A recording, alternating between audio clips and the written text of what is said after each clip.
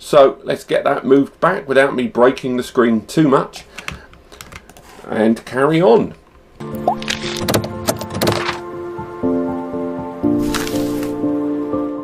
Hello and welcome back to Span TV, and today I want to kickstart a series of mini videos I'm going to be doing over the next few months about QNAP NAS. Now straight away I am aware that up there is my desktop there from my QNAP there. It's a 253A, and of course that is the Batman symbol because I am super cool people. But what I want to talk about today isn't just about apps, because as you can see on the screen here, there's lots of the apps that I use on this particular NAS. I have several, but this is kind of, I would not say it's my main NAS, but it's definitely one that I go back and forth to at least once a day. Now, there's everything here with the snapshots, file managers, download stations, and the synchronization between third-party clouds, that sort of thing, and Plex Media Server.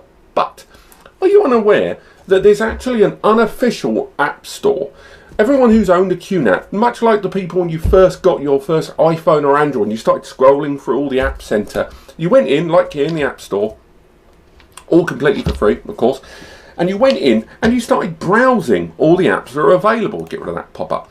And you would be like, oh, I've never heard of that, or I've not installed that before. And there are a lot of apps. I think there's about 140 or 150 apps in the App Center with QNAP. But did you know there is a whole host of either third-party or unsupported apps that you can install? And I've mentioned that on the channel before, but moreover, did you know you can add another app store here at the top? A number of you have heard of it, but it's really surprising me just how many of you don't know about this. And what I'm going to be talking about the next few months is I'm going to go and look at a lot of these third-party or unsupported or indeed unofficial apps and let you know which are the ones you should be going for. Now, most of them will come into two different fields. One, there will be internal NAS applications that can be accessed over the network or over the internet. And the others will be HD station. These are applications that are accessible via the HDMI port. But what we're going to do is I'm going to show you today, if you've got a QNAP up and running, how to add the new or the unofficial QNAP Club store to your QNAP. Rather than installing apps one by one, downloading a QPKG and then uploading that QPKG as a manual install, this is a way just to add a new store, so you only have to do it once. So straight away, here we are in the App Center. Let's come out of that. Now again, your desktop probably looks not dissimilar to mine. Maybe you don't have a Batman symbol, but you go into the App Center as you see there, and once it's loaded up, there'll probably be a pop-up for most commonly used apps as you saw on the screen. So we'll have that loading up there. And these are all the apps currently that I've either got installed that need updates or I've disabled temporarily because they're conflicting with other apps. Now what you need to do is go up here to the top right. Now you go to settings, and once that opens, make sure this box is ticked. It's very important that you have this box ticked. This allows you to install third-party applications both via the App Center and via new stores that you add, or app repositories as you see here. So you want to go onto that tab and click add. This adds a new third-party community to the store, and you can add several, it should be mentioned.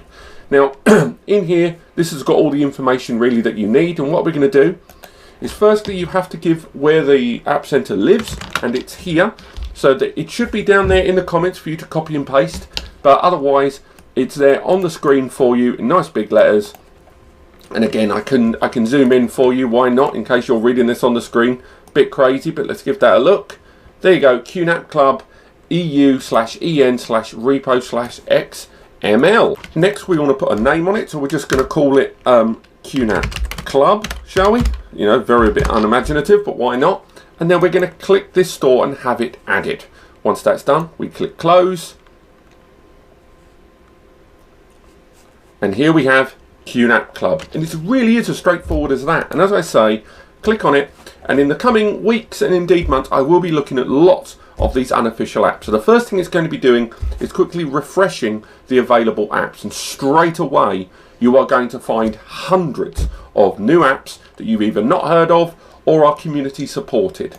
Now if you go to a number of the stores out there and you go to their official website, you can get descriptions, forum information, and of course these are broken down by subcategories. Now I will be focusing once again on HDMI enabled ones, such as a very popular one for me, MAME, so the arcade emulator, giving you the ability to install and play old retro arcade games. So we'll get that installed, shall we? Also, I'm going to be looking at the likes, lots of community applications that is, you know, for crowd support and indeed charity applications as well. So if you've got any particular apps on the Unofficial App Center you want to see featured on the channel that you're aware of, look at that, WinRAR finally, or UNRAR as they call it. We're definitely going to pop that in the coming weeks. If you're thinking of any of these apps that you want to have a closer look at and see how good they are, then by all means let me know in the comments. But otherwise, I'm going to wrap the video up now. If you want to buy your first NAS today, do visit NASSpan.com. If you want to learn more about NAS or sort of more wordy version of this, do visit me at NASCompares.com. And finally, if you've got a question, why not send me a message via Twitter at RobbieOnTheTube. Thanks for watching.